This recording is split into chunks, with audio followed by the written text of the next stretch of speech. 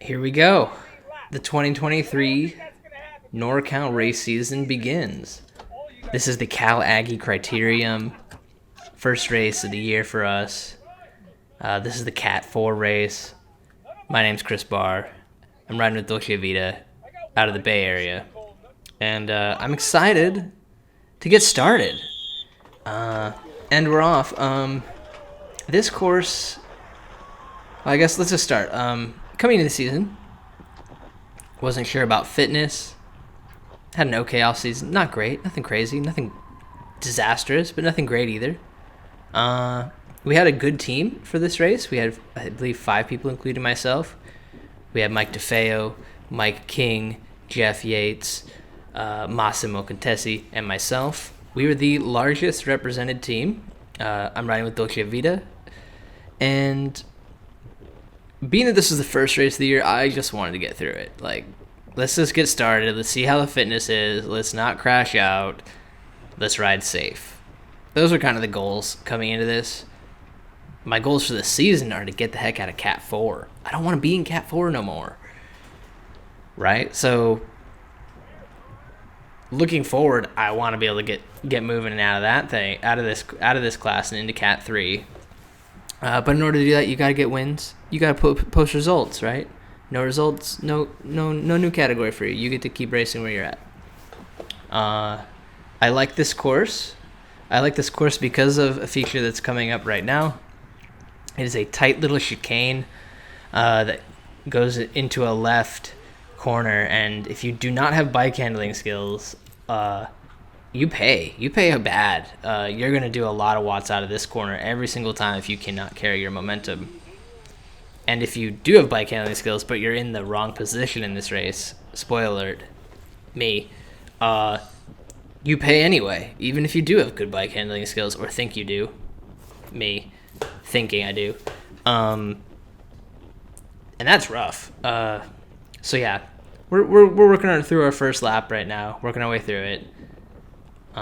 It's an earlier race, not like, you can see, like, we're a little bit chilly, but it's not super cold. The sun is out. The wind it wasn't that much of a factor on the day, really. It wasn't terrible. I'm riding my aluminum crit bike with shallow wheels for this race, mostly because it's the first race of the year, and we had, I think, 50 or 60 people signed up in this course, maybe definitely over 40. So first race, I feel like there's a high likelihood of something going wrong at some point. And to our credit, I'll say I was wrong. I believe we got through this entire race with no crashes. But you'll see the way we're racing here. It's not super tight. It looks like a Cat 5 race, maybe even, with how much. Look at all these gaps. They're everywhere. Like, we're not following wheels super close. I'm not following wheels super close. And I wanted to showcase this. Look how poorly this can go if you're in the back. Look at this. We are down to like 13, 12 miles an hour. This corner hurts if you're just in the pack and dealing with the yo-yo effect. I also noticed that there were a number of instances where we were not, as a group, we were not taking the best lines, and maybe sometimes as individuals we weren't taking the best lines to either safely or quickly get through them. Some of those times they were me too, so I'm included in that statement. But yeah, I'm mid-pack, hanging out, chilling. Wanted to showcase how bad the slinky effect can get at the back, and how you end up paying for it.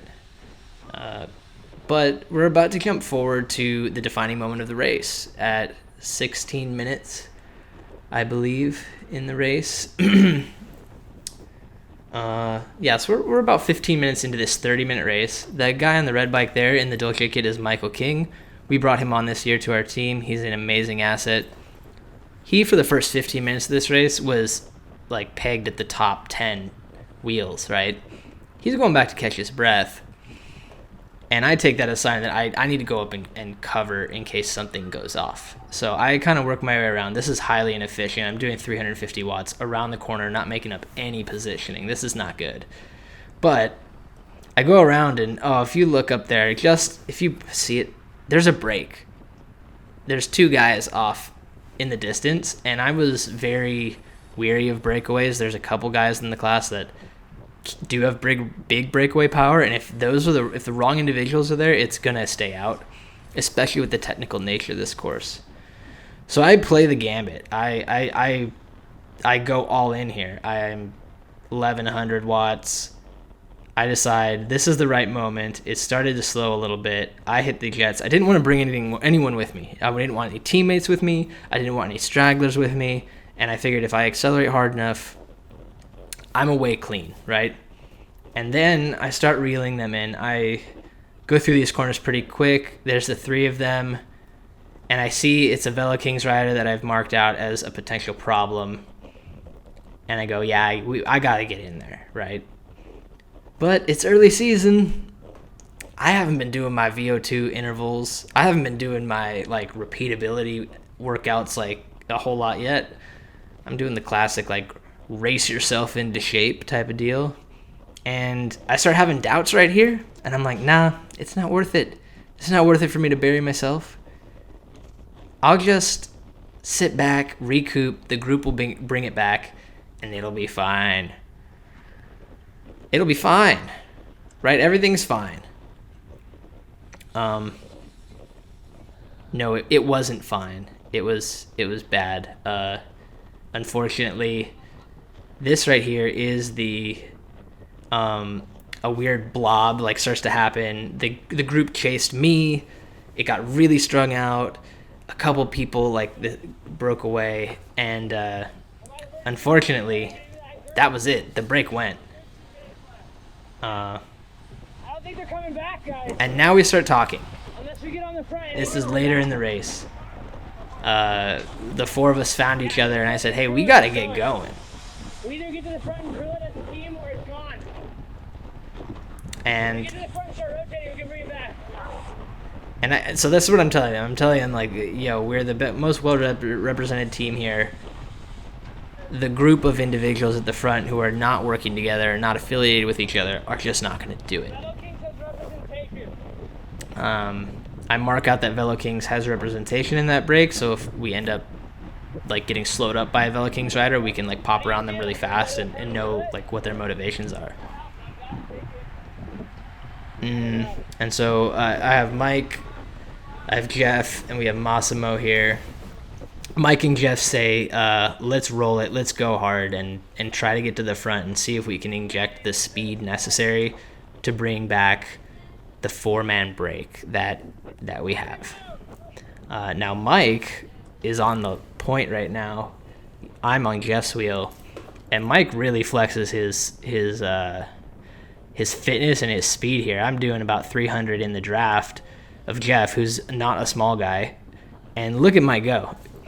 Now, in the end, this is not ideal because Mike has abruptly dropped us. We have no chance of getting back into this thing now, right? But this was our one team effort to maybe get together, get organized, get to the front, and do something about the four-man breakaway that was just extending their lead lap after lap. When I kind of did get an eyeball on them, they were just farther and farther up the road. And that was kind of it. We didn't really do a whole lot after that. Once myself and Jeff became detached from Mike's wheel, he had a monster pull, and of course, I think we chose a bad time to do it. We were doing 30 miles an hour and not making up any spots. So the timing was poor. The way we did it was poor. But it was an attempt by our team to get together and kind of form up. Now, at this point, we are in the bell lap of the race, and it snuck up on pretty much everyone. But here's another major thing major mistake or oversight. I just wasn't counting lap cards, guys. You count your lap cards. Look at the lap cards. know how many laps are left in the race? That's like kind of important, right? That you gotta know that. And I'm gonna give myself a pass here because this is the first race of the season. But looking back, I've done one whole season before this, like a full season. I should count my lap cards. That was it was a bummer. It was a bummer to see and realize at the bell lap that I'm back like at, I don't know, 35th wheel with 1 lap to go. Like, what are you going to do? Like, are you really going to power up and get 30 wheels ahead? No, you should have been picking off wheels for the past 3-4 laps and been sitting in like a top 20, top 15 at the least by the time you hit that bell lap. So this is the last lap of the race. Taking you through it, we're all racing for 5th at this point. And speaking of racing for 5th, up front there, you can't see it, but Michael King, our guy, strong dude, my bet for the day actually, he would get the result. You can see him just there, he's away. He actually made a late race charge to get going forward and kind of break away from the peloton and secure that top 5, which he did very successfully. Nobody chased him. He threw down like a really killer, maybe like 1 minute power number, and the rest of us were just cruising in. Kind of anticlimactic. I got 33rd or something. It was terrible. Not a great result, right? But at the end of the day, didn't get hurt, kept it together. Our team rode together a little bit. We did some semblance of tactics and communications, which I appreciate. And we're on to the next one. Livermore's up next, and I already have that one in the queue. I'm a little behind on my videos, but that one's coming up next, so stay tuned.